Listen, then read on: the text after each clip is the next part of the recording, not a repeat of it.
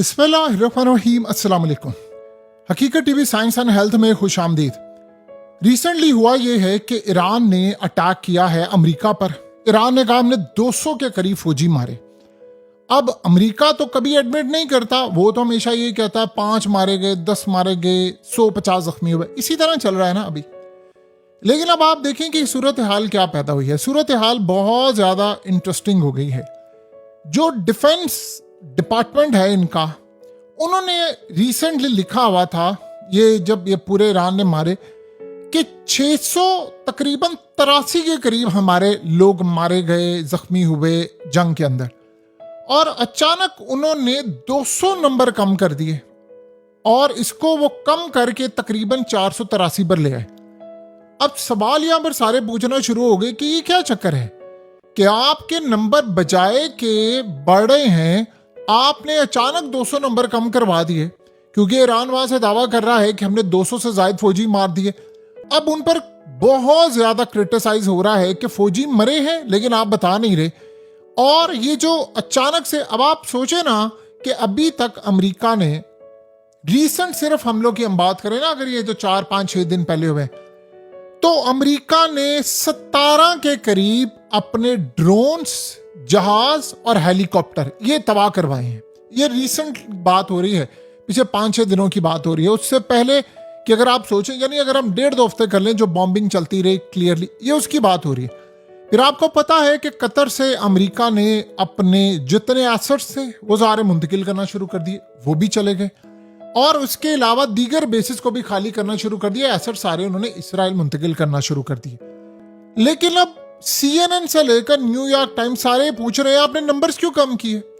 कहते हैं जी नहीं, पहले असल में नंबर इसलिए हमने कम किए कि हमने मिक्स कर दिया था कि जी वो ओवरसीज ऑपरेशन और ये जो एपिक जो ऑपरेशन था इनका फ्यूरी, इसमें कितने लोग मारे गए, यानी ईरान जंग में कितने लोग मारे गए और वैसे ओवरसीज हमारे ऑपरेशंस में कितने लोग मारे गए हैं, तो हमने इन दोनों को मिक्स किया हुआ था, तो हमने अलग कर दिया। अब कोई इस बात को तस्लीम करने को तैयार नहीं है।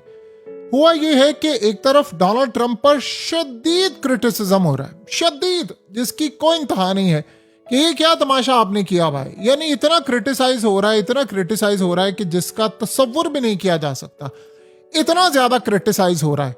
और दूसरी जानिब सूरत हाल क्या है वो आप सबके सामने है।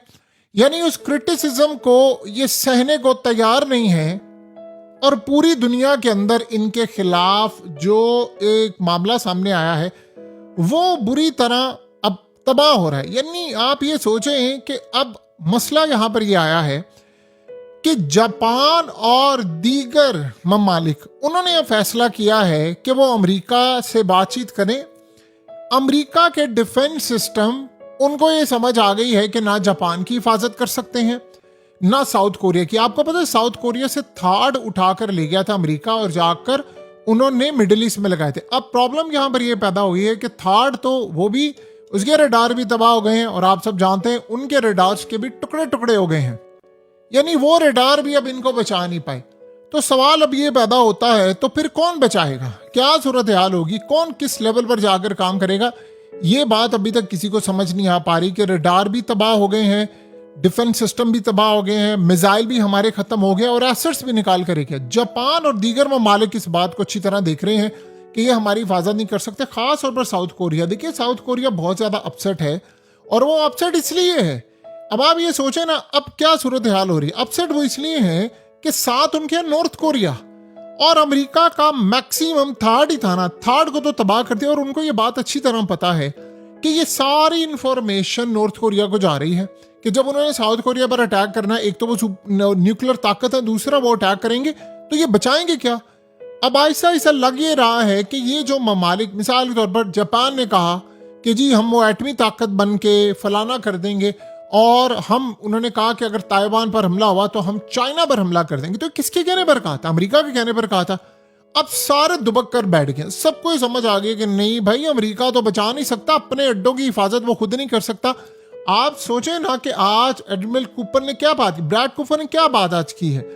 उसने कहा है कि अभी तक जितना भी हमने अपनाए हॉर्मस में अटैक किया है ईरान पर, इसका हमें कोई रिजल्ट नहीं मिल पा रहा, कोई फ्रूटफुल रिजल्ट नहीं मिल पा रहा। तो हर काम की एक हद होती है और हद ये आप समझ लें, पहुंच कर भी अगर इसका असर ना हो तो इस काम को बेअसर कहा जाता है। यानी बमबारी अपनी आखिरी हद तक अमेरिका कर चुका है और असर वो ये जो समझ रहे थे कि जी होगा वो नहीं होगा। तो इस सूरत हाल में अब एक तरफ जनरल डेनकेन ने भी कह दिया है, फिर ये भी कह रहे, देखिए ब्रैड कूपर जो है वो कोई रिटायर्ड बंदा नहीं है, हाजिर सर्विस है और सेंटकॉम का कमांडर है और यूएस नेवी में एडमिरल के रैंक पर काम कर रहा है, यानी कोई आम बंदा नहीं है। अब समुद्री मामलात में एक बंदा जो समुद्री चीजों को देख रहा है ईरान के हवाले से, जो समुद्री फौज से वाबस्ता है, आप इसकी राय को हल्का ले सकते हैं। इस बात से ये पता चला है कि अमेरिकी फौज और अमेरिकी सियासतदानों में से पीट हेग्सेट वाला धड़ा जंग के मामले पर दो मुख्तलिफ राहों पर खड़ा है। देखिए, पीट हेग्सेट ट्रंप और इजराइल ये अलग साइड पर खड़े हैं, जंग वाली साइड पर है, जबकि जनरल डेनकेन और ये कूपर और जेडी वेंस ये अलग खड़े हुए हैं। आपको पता है जेडी वेंस ने तो ओपनली कहा है इसराइल इस सब के पीछे है, मुआहिदा तोड़वाने के पीछे। आज अब नेतन्याहू वहां पर है, आप सोचो नेतन्याहू के खिलाफ उसने कहा इसराइल मेरे खिलाफ कैंपेन चला रहा है पूरी। अब आप ये सोचें, वाइस प्रेसिडेंट अपनी मर्जी से कुछ कह सकता है ट्रंप की इजाजत के बगैर? ये हो सकता है? क्यों? वो इसराइल के साथ कह रहा है कि हम आपके साथ है, ये इसराइल को कह रहा है कि नहीं हम आपके खिलाफ है।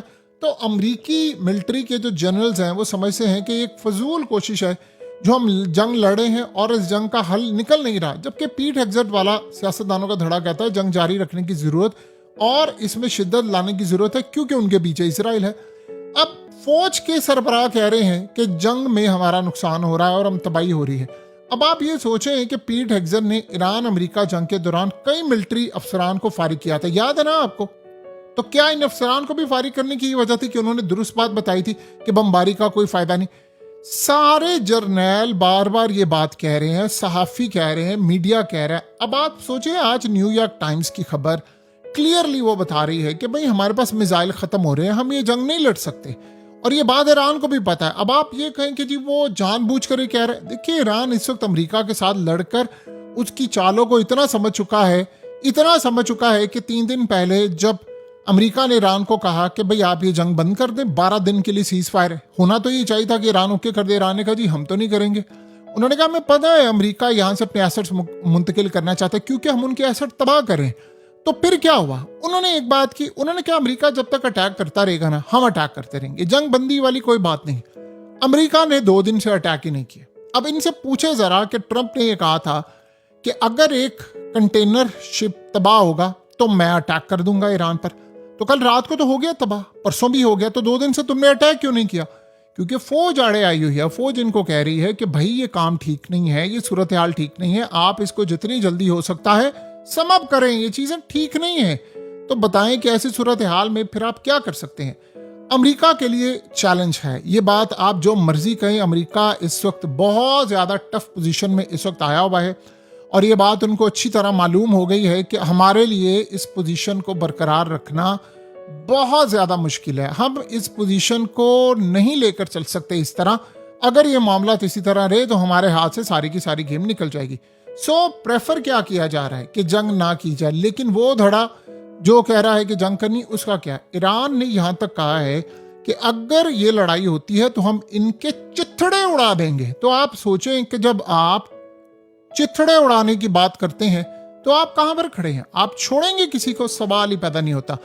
सो अमेरिका को ये बात अब अच्छी तरह मालूम है, उसको हजम होनी चाहिए ये बात कि ईरान के साथ लड़ना उसके लिए अब मुमकिन नहीं रहा और ईरान के खिलाफ जितने इक़दामात इन्होंने करने थे वो सारे के सारे इस वक्त आपको फेल होते हुए आ रहे हैं। देखिए, बमबारी का कोई फायदा नहीं हो रहा, लड़ाई आप करें उसका कोई फायदा नहीं हो रहा, आपके फौजी मारे जा रहे हैं, आपका असला खत्म हो रहा है।